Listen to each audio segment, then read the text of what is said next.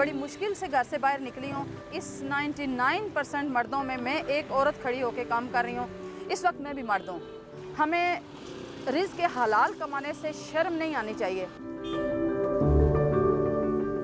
मेरा नाम सबीला गुलाम हुसैन है और मैं माँ जी बर्गर पॉइंट के नाम से जानी पहचानी जाती हूँ। तकरीबन मुझे साल होने वाला है। इसी साल के जनवरी में स्टार्ट मैंने लिया था। मेरे यहाँ पे तकरीबन 5 किस्म के बर्गर्स हैं, जिनमें फ़िश बर्गर आ रही है, बीफ स्टेक बर्गर आ रहा है, बीफ कबाब बर्गर आ रहा है, चिकन रोस्ट बर्गर आ रहा है।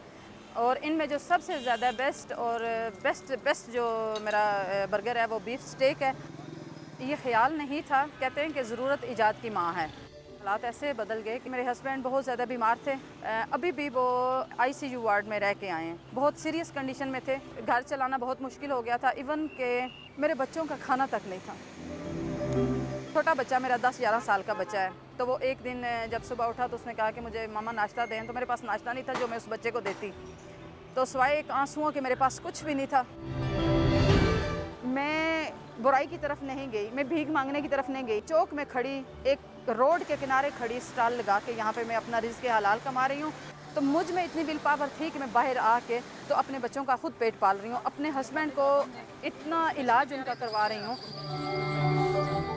एक औरत होने के नाते मैं अपनी बच्चियों को, बहनों को यही कहूँगी, अपने अंदर विल पावर पैदा करें। वो ये मत सोचें कि हम औरतें हैं, हम लड़कियां हैं, हम में वो हिम्मत नहीं है। मुझे देखें, जब फ़ख्र है अपने आप पे।